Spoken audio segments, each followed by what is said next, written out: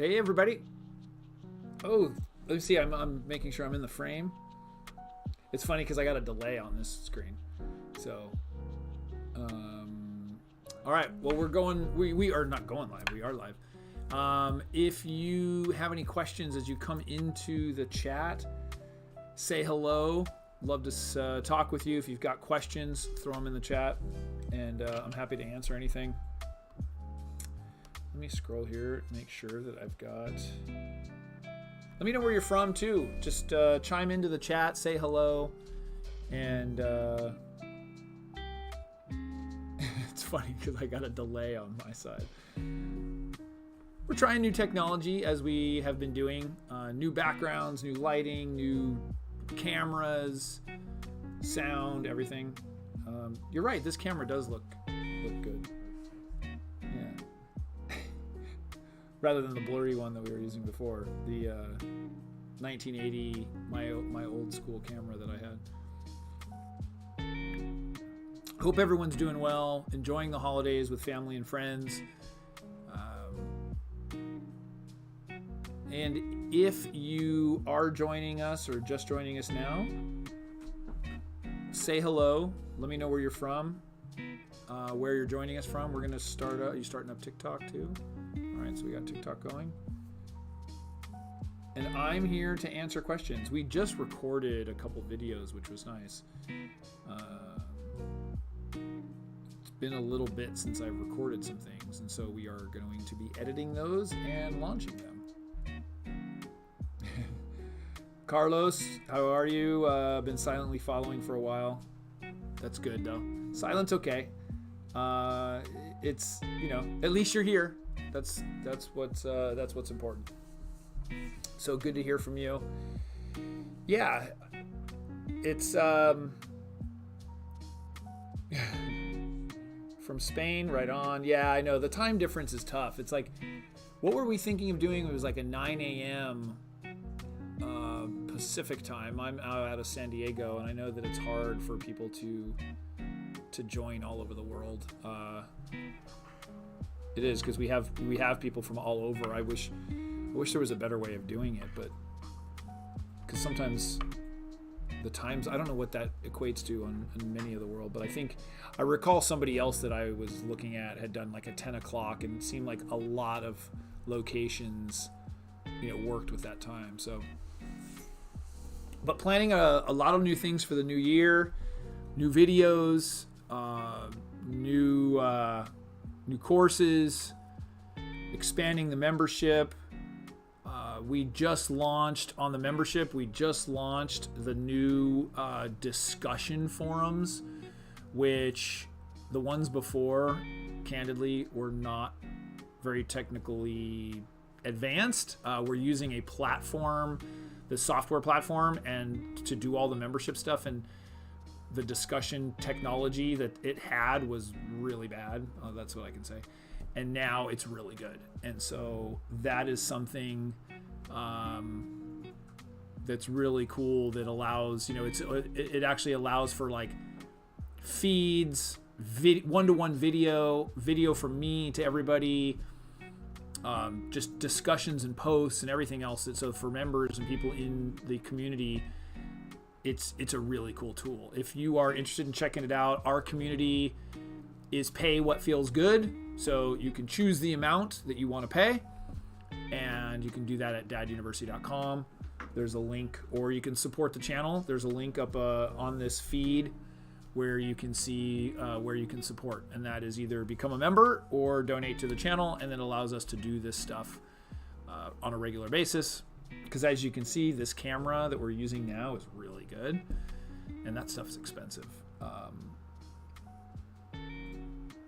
Same with the sound, and same with the lighting, and same with everything else. And time. Time is the other thing that's expensive. Hey, Keisha. Good to see you as well.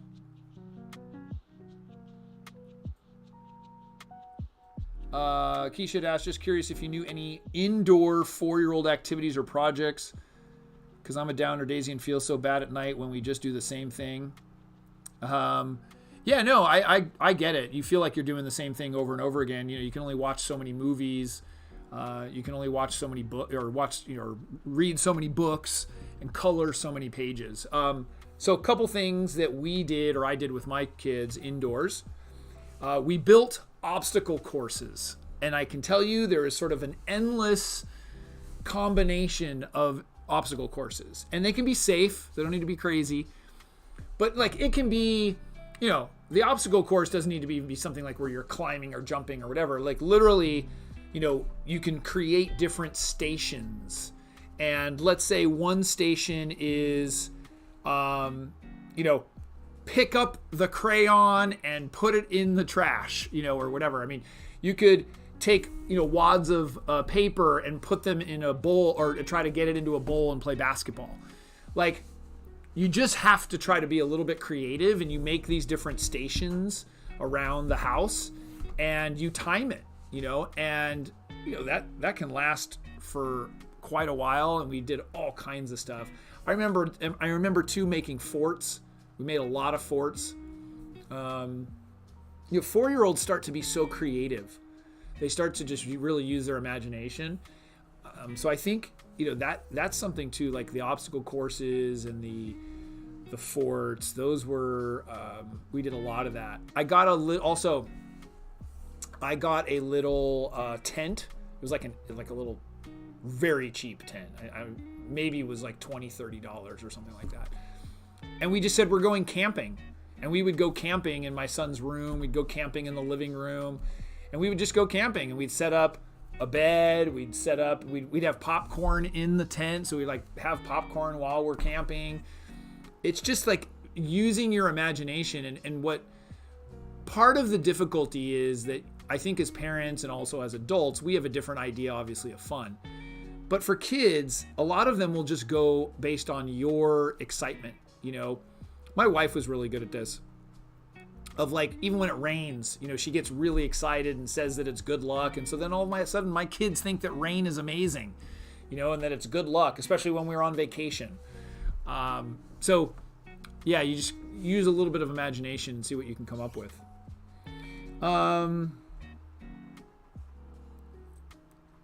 Haley, my husband's super nervous about becoming a parent due to his own trauma in his childhood. What can I do or say to help him be less anxious? The best answer to that is to actually have professional help. I don't think that you can say or do much unless you're sort of really have an understanding of the trauma and the psychology and the effects, and then how to fix them or how to work through them. And I think that's probably best with a therapist. What happens, nothing will expose and exacerbate or bring out even stronger your own traumas like a child can, and your fears of parenting, how you're going to handle situations, the stuff that happened to you starts coming out. So I hate to say that, but it is very, very difficult simply as a spouse or a partner to be able to handle some of those things. I mean, you can be empathetic and supportive and say, hey, I'm here for you, and ask him what he needs. But I don't think that is, or as we sometimes say in our house, that's above our pay grade. When you're dealing with real trauma and you're dealing with real stuff like that, you can't say much. You really have to work through that and work through those issues. And that is probably the best thing. Now, that wasn't your question. But I'm hesitant to say that, you can just say, hey, I'm here for you, and that's going to, be okay. Because depending on the severity of the trauma, it's not going to work. And, you might find yourself, and he might find himself in situations that he doesn't want to be in. He doesn't want to feel that way. So I would say that. Tor Ferrothorn. How do you explain to a 2-year-old why the parents aren't living in the same house? The question I would have is your 2-year-old asking that question? Because if your 2-year-old is asking that question, That's pretty profound for a 2-year-old. So I don't think you may feel the need to explain something before it actually needs to be explained. But usually, unless the child is asking that question, you might not have to explain it. And so, you say, this is mom's house, this is dad's house. I don't know. I don't know. I don't know what you would explain to a child. Children only need to know information that is, contextual to their age and understanding. I wouldn't imagine a 2-year-old understands any of that. They don't even often know that it is their house, or like really understand what that concept is. I mean, think about, a 2-year-old not really understanding that concept. So, or you just, if it's really important to you, you just say that, your mom has a house and your dad has a house. Mom and dad are not together, but each of us have their own house. Yeah, I wish I had a better answer for that, but unfortunately I don't. But thank you for anybody joining us. We are just answering some questions. If you have a question, throw it in the chat. Also, let me know where you're joining us from. I love seeing where people are from. We've got some people that just came online. What city, state, country, where you're from, and we can join in this together. Part of this too is offering each other support. So if you guys have feedback on there, throw it in the chat. Happy to hear other perspectives. Oh, wait, let's see.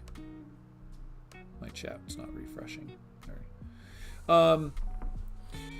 Also, too, if you're not familiar with the membership, we offer we're doing like an end of the year push for our membership. Also, any donations, we have a support link at the top there.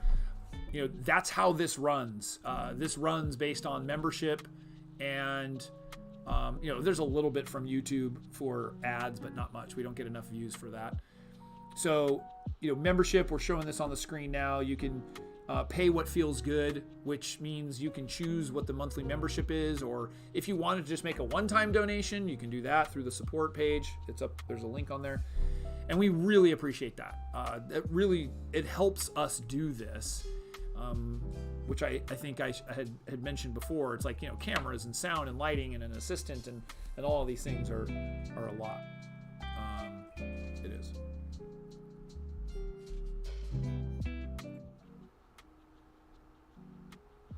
Pharaohthorn. So just leave it broad and play it down. That way it's not as big to them as it might seem personally. Correct.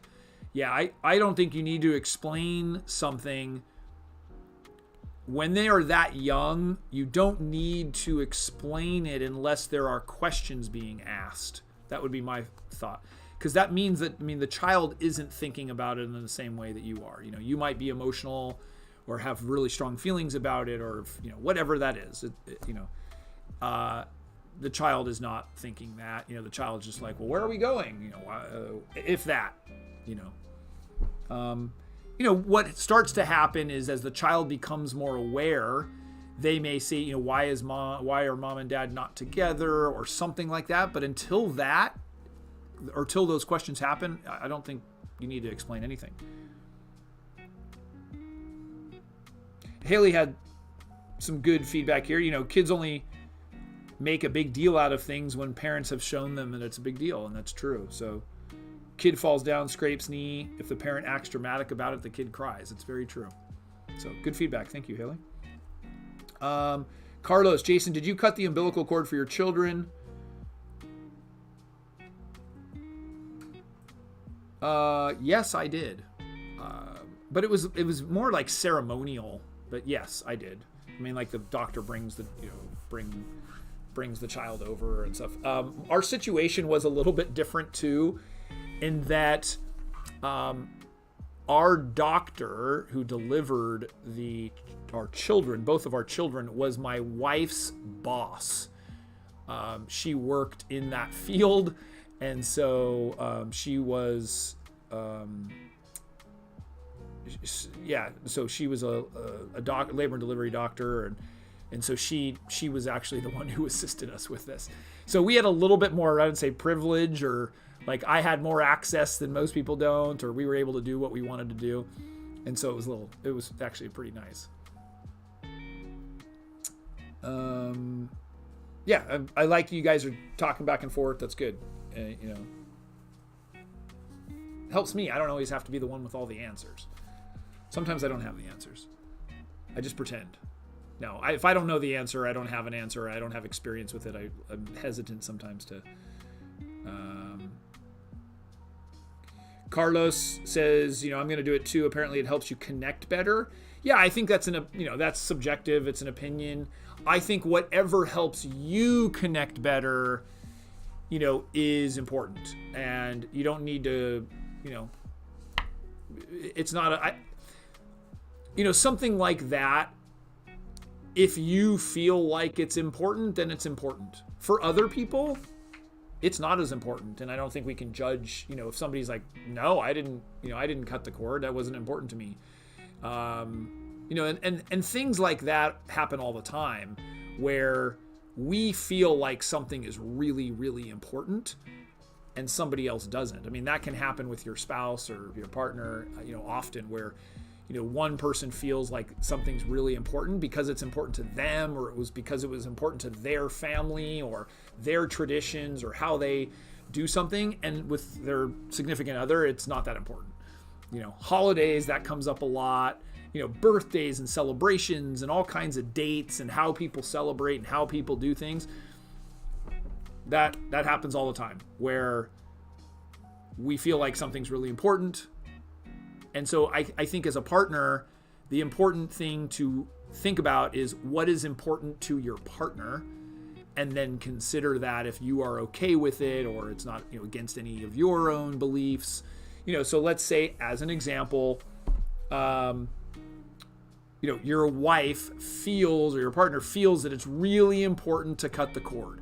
For her, it's really important. And then if you are open to doing that, then that would probably be a good thing to do because it's important to her.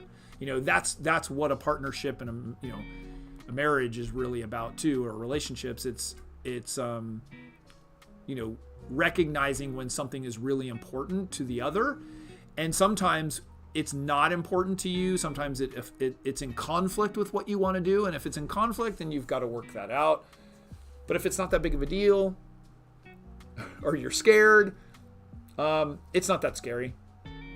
At least, well, see, now I'm saying it again. It wasn't scary for me. For other people, it might be. So yeah, it's funny. Birth is kind of like death, in that everybody handles it differently and has different thoughts and beliefs about it. And as a result of that, it's not really fair to judge it. When somebody's relative dies and you see like how they are dealing with it, or like, you can't be judgmental about how somebody else handles something, especially if they're not hurting anybody else or affecting other people. It's like, I think oftentimes people are like, wow, that person's so strong in dealing with that. Well, so what if they're not strong? Then that's a negative thing, and I think we have a tendency, having, for me, been through grief a couple of times, you just can't judge it. And so I feel like birth sometimes is the same thing, where, people find certain things really, really important. And there's often a conflict between spouses or partners because, the wife and mom might think something's really, really important, but to him, it's like he doesn't really care.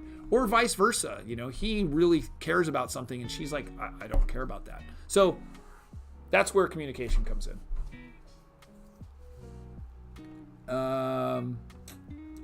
Tens 101. Well, I love you too. They said I love you. So I think you had asked this before, because I recall, about, is it a big deal, problem, what should you do? Your son is 1 year, 9 months, and is not saying papa or mama. Have you brought your child to the pediatrician and asked them about this? So, is it a big problem? That is very difficult to say. What should you do? I think you should talk with a pediatrician or a specialist or a professional in that area and find out if there is any issues, find out if there is a developmental delay, or if there's just, the child isn't speaking. I think it's best to do that with a professional like a doctor, which I am not. So I don't want to go down that route.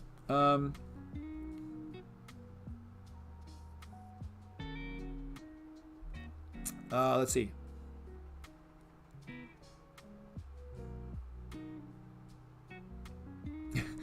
Alejandro, how do I teach my son to go to the pee in the toilet? Yeah, YouTube videos are probably good on that. Depends on how old your child is. Sometimes that they are not ready for that. Potty training is often around 2. My wife taught. My wife was completely responsible for my son's potty training, so I was not involved in that. I was out of the house. She stayed with him and worked with him for a couple of days. He's 3, so okay, so he should be doing that. There's some books to do it. There's some videos. There's some books to watch. As far as like specific techniques, I don't know how to do that, but you can do positive reinforcement where you could do a target, and when your child does go to the bathroom in the toilet, you give them a little M&M or a little cookie or something, and there's positive reinforcement for doing that. And it was even funnier is that my daughter was taught to go to the bathroom on the toilet by my son, who at the time was like 4, because she would tell him and show him how to sit on the toilet, and as a result of that, she followed what he did. So that was pretty funny that we watched that. It was literally, she was like, "Oh, okay," and she went on the toilet because her big brother went on the toilet, and she went to the bathroom.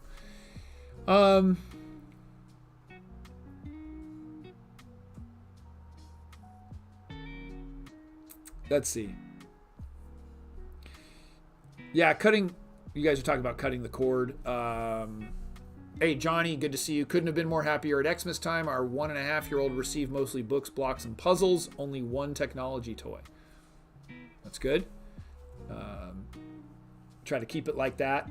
Good luck with that as they get older. We try to minimize technology in our house too, and it becomes very, very difficult and challenging as they get older. So, let's see.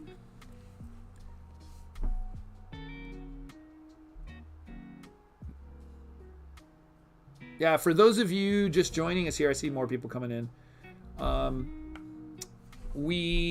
You can see at the top of the stream, those of you on TikTok, if we're still doing that, don't have it. But you can see about supporting the channel. You can either do a one-time donation or become a member. And I would suggest becoming a member because then you get something in exchange. But our membership is pay what feels good, which means you get to choose what it is that you want to pay. You get access to all of our courses, all of our videos, the discussion forums. We'll do chats with just members. So you get access to that, and you just pay a small monthly fee, whatever works for you, and we really support that. If that's not for you, then you can also support the channel. There's a couple different ways to do that, and it really helps us, and we do that. So we're trying to drive this a little more before the end of the year, as it really helps us perpetuate the show.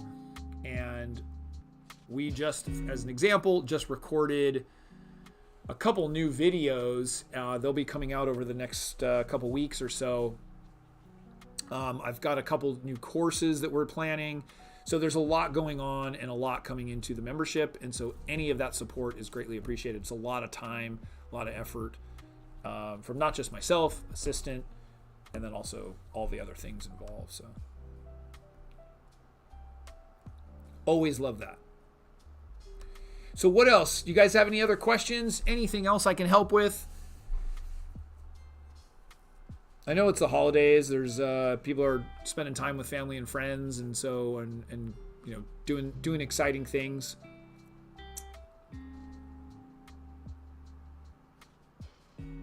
if you guys have any questions at all, throw them in the chat. I'm happy to answer. If not, then we certainly can.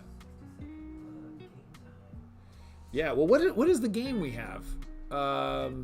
We've 2-minute little game. what is the game we've got to do? I'm gonna plug it in. All right, we're gonna play a game here. Let's see if people want to play a game.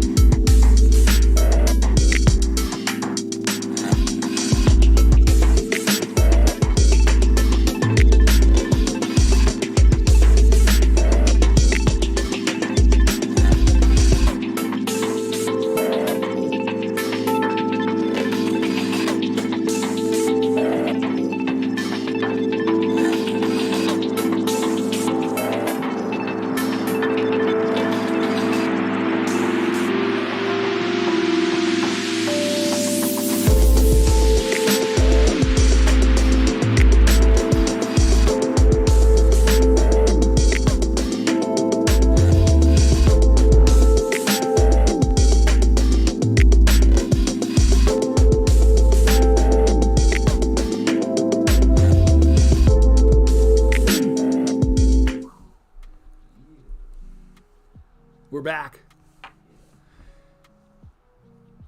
So what do you guys think? I think that was kind of cool. Thank you, Luke, for doing that. Little game time. Looks like Haley participated. Carlos participated.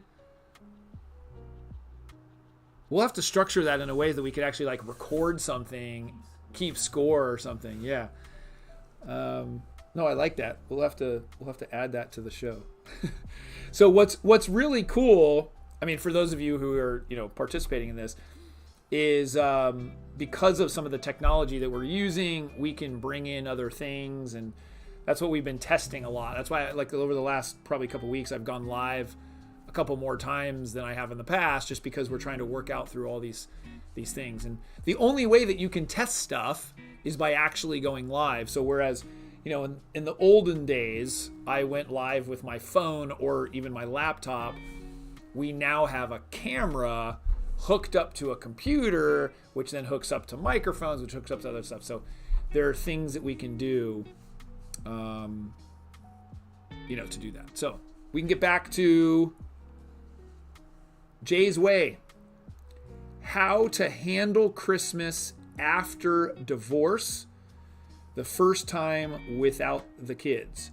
So are you asking, I'll need some clarification. Are you asking how to handle it for you personally, or how to handle it, meaning like how do you emotionally handle it, or how do you handle it, meaning to coordinate that with your ex?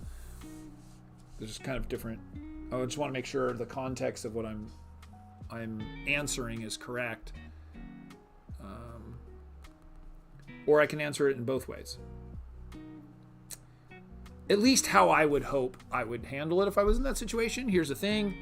As I preface, a lot of times I'm not in that situation, but here's what I would like to either think that I would do or how it would be handled. One of the hardest things, I think, and this happens even within a good marriage, is that we sometimes get jealous of the time and the attention that maybe our children are spending with our significant other, or or vice versa. Our spouse gets a little bit jealous. And so I think one of the things that is a way of looking at it is looking at things, and this is being empathetic, but looking at it through the eyes of your child. And you are likely, if you're going through pain, your children might be going through that as well.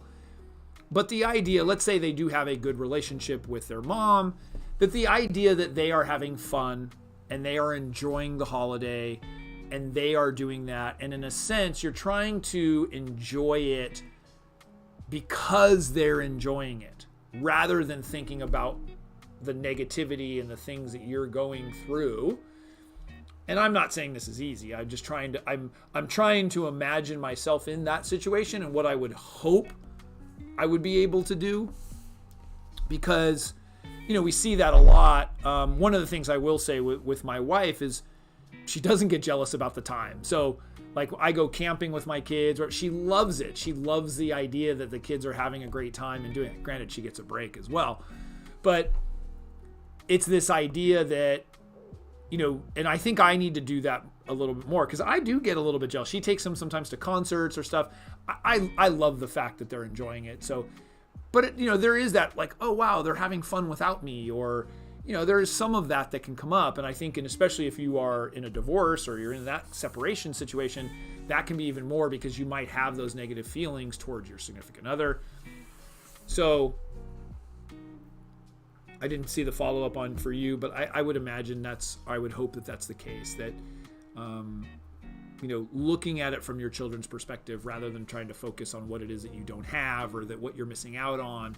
And I can imagine that that's hard. And so, you know, what you can do to make up for that is, you know, have your own good time, spend time with your own family or friends, or, you know, make plans so that you're not by yourself and you're not sitting there, you know, doing nothing, you know, and so that you can still have a good time.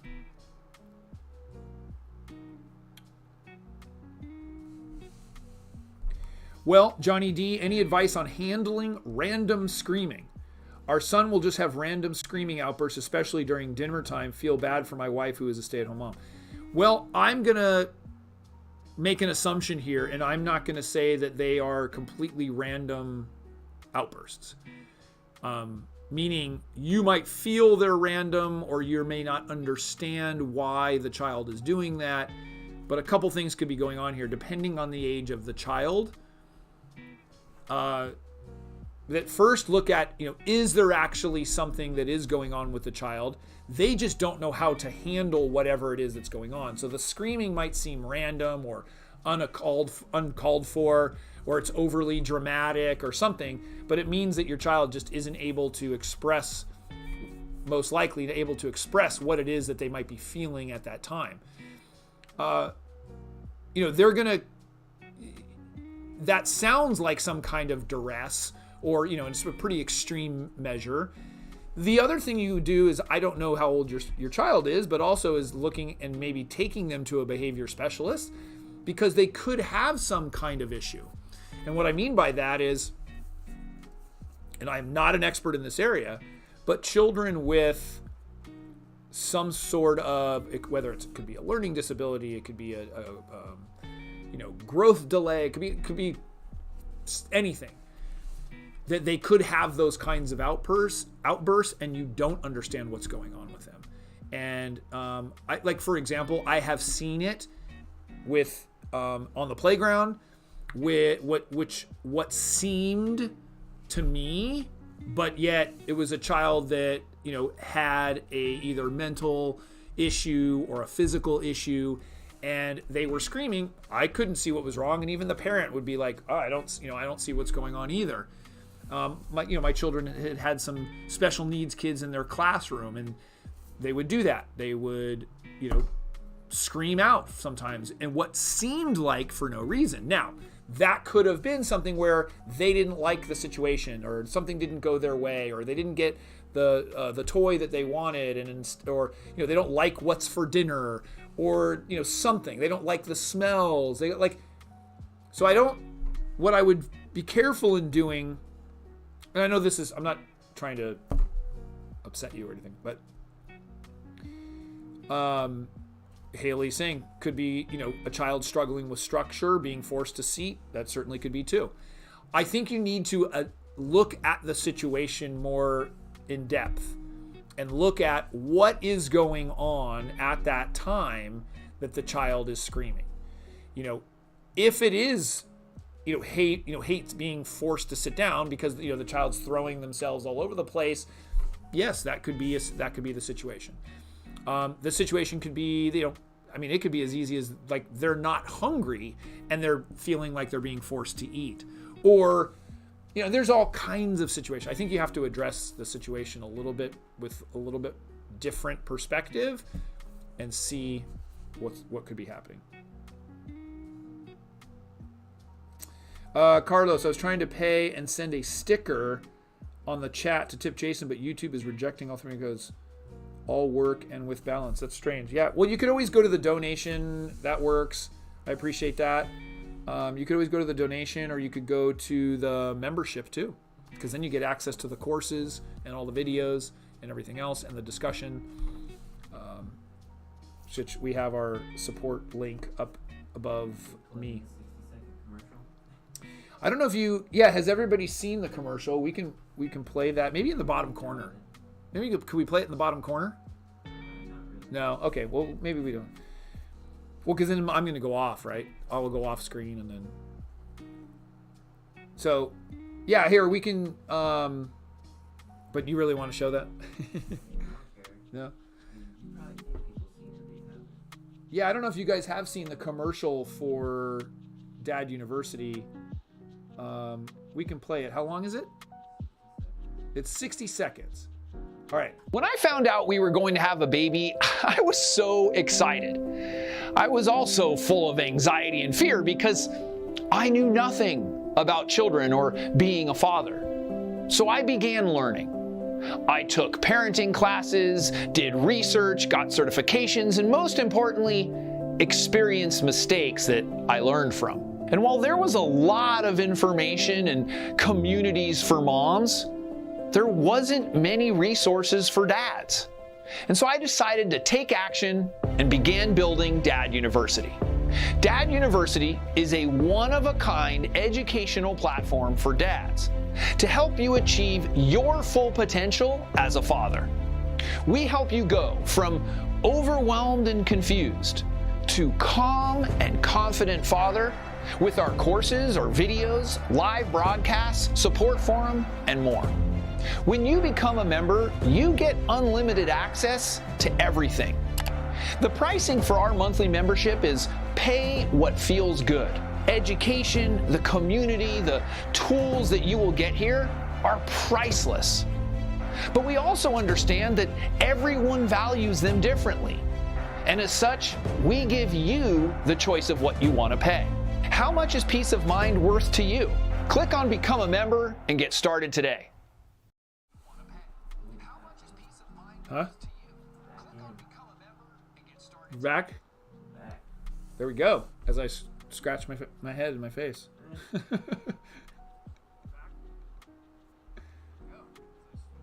Well, it's funny because there's a delay here. So I'm watching it like 5-second delay.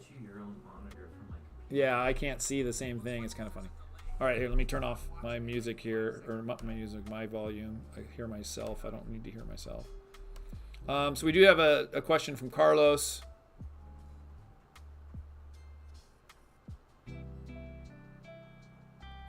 Haley, I'll do Carlos's and I'll get to Haley. So Haley, how do you deal or approach a child who wants to pursue something dangerous like sports climbing without rejecting his ambitions and still trying to support him? Couple things. Maybe that you can try something that is less dangerous first. Ease into it both for your child and for you. For example, sport climbing.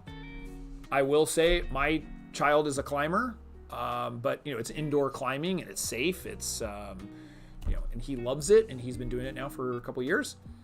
So I think the risk factor. We have a lot of people in our community who are professional skateboarders, X Games type. Snowboarding, surfing, these are activities that can be somewhat, BMX can be considered a little bit more, risky. I think that there's risks with everything. I think it's just a matter of making sure that there's safety involved. I'm of the ilk to try to figure out a way where you can still feel good about what they're doing in a safe manner, but yet they still get to do what they want. squashing their ambition and squashing what it is that they want to do, there's a fine line. You don't want to do that, and you might find that they are really good at something, or they excel at something, they're very natural at something. So that's I would try to find some maybe baby steps to that. So maybe that there's like a parkour course, or there's some smaller indoor thing where there's safety harnesses are more, there's more safety.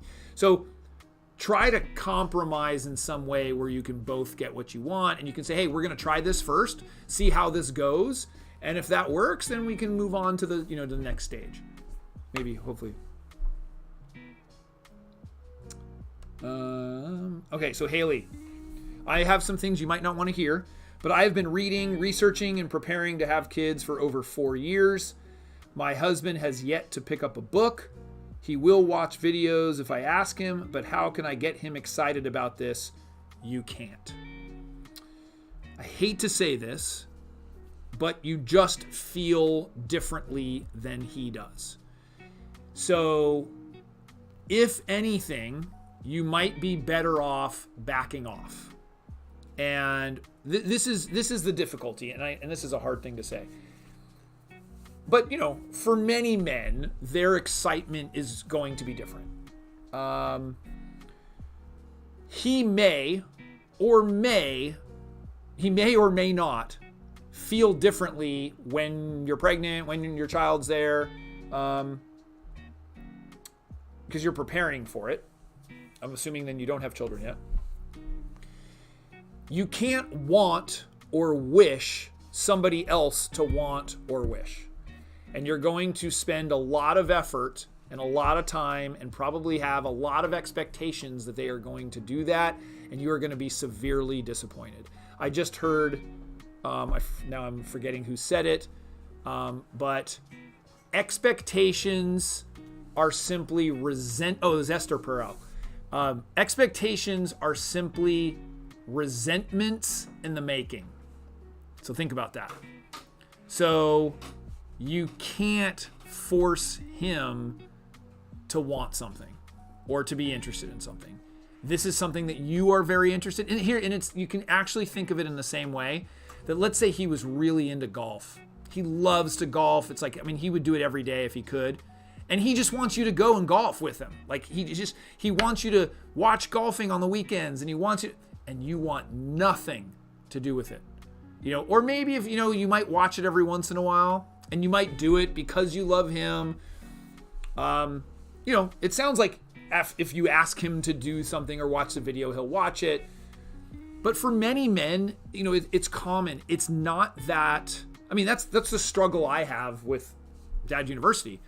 It's getting men to care, and that's why I do what I do. I can tell you from my marketing efforts over the years, it is impossible to get someone to care who doesn't care. And when I mean doesn't care, like they're not interested in the material.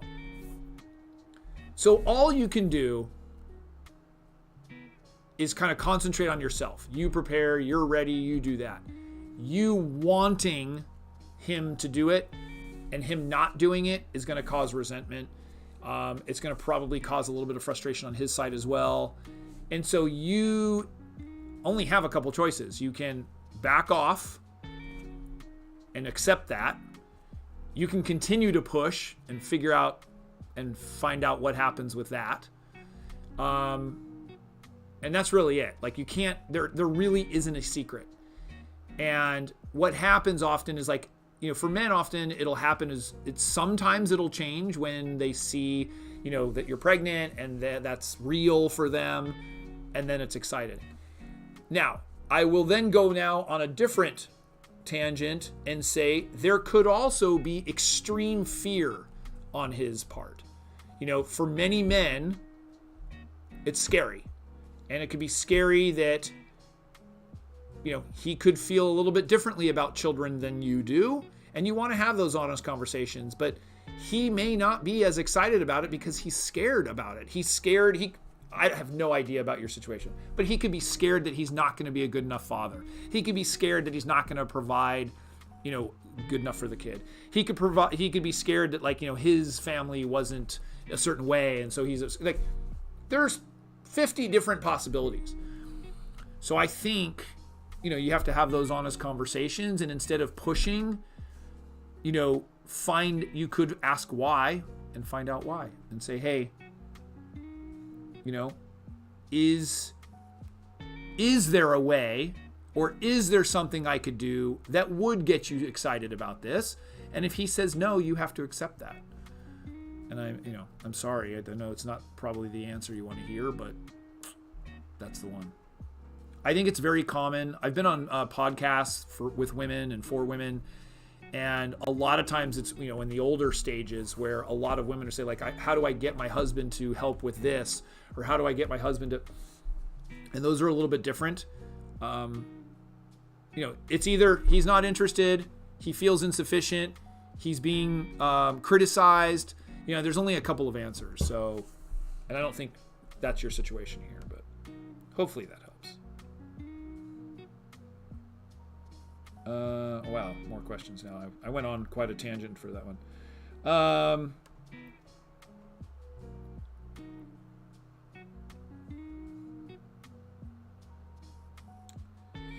So Alex, I know this sounds terrible, but it made me embarrassed having to be with him in a different room away from others trying to soothe him. No, I understand.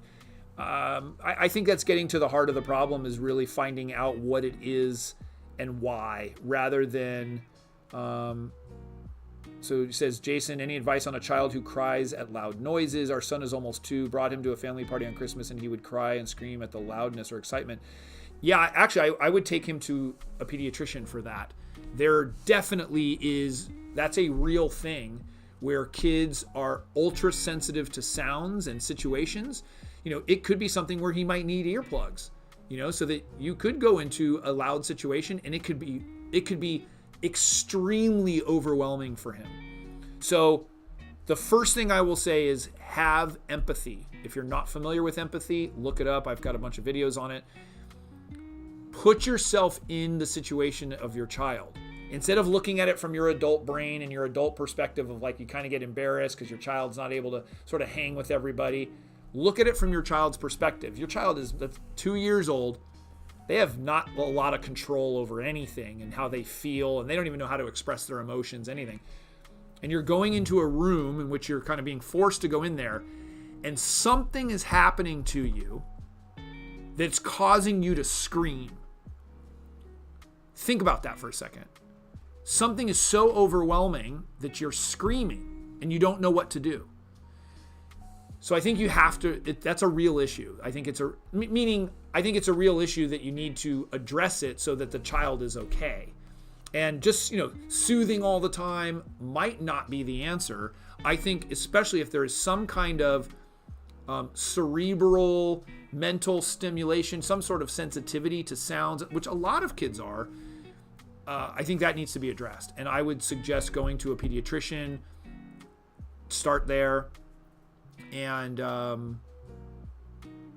because it certainly could be some, I've had relatives that were very sensitive to sounds, and even as adults will need to walk out of the room because of the sensitivity.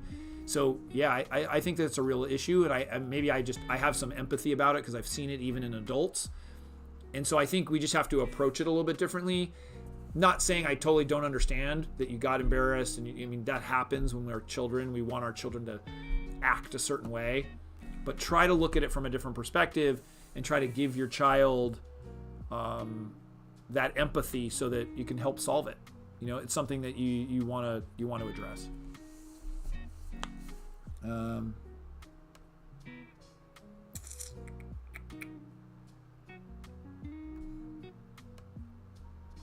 Let's see. I'm trying to get through these. There's a lot. Chris, good to see you. Happy holidays to you as well. I like the interactions here. Haley, I know it's not what you wanted to hear, but what you had to hear. It's not. Sometimes it's not. Yeah, so even Chris is responding here saying it could be related to autism. I have it myself and still get overstimulated from now noises for him being 2 years. Yeah, there's a lot that can go on.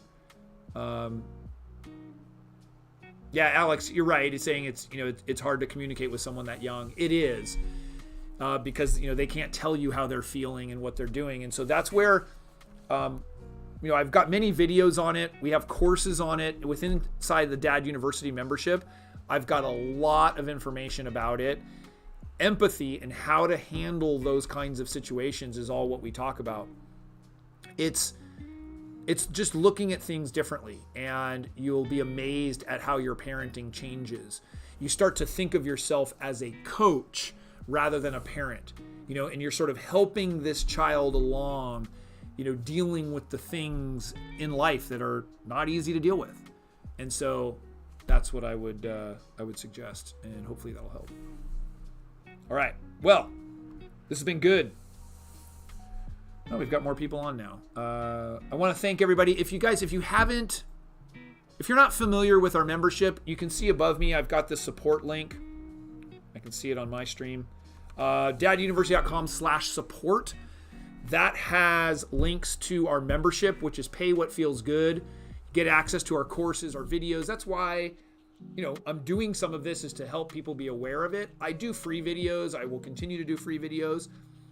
But the membership and the donations is what allows us to keep doing this. This is very time consuming. It's a lot of work, as you can imagine. Coming on here and doing this is kind of fun. But, if you look at the hundreds of videos that we have, the courses that we've produced, those are very time consuming and take a lot of resources. And so it's really helpful that people can support the channel. Oh, what happened to the background changed? You put the old background. The support. Oh, there it goes. You never gave me one for that. Oh, the dub. I see. That's that. Okay, we need to fix that. It's switched out because so we have these different backgrounds. We gotta get that going or under. Okay, I need to switch that. So sorry, the daduniversity.com/support. Really helpful, and appreciate everybody's support with that. The donations that come in.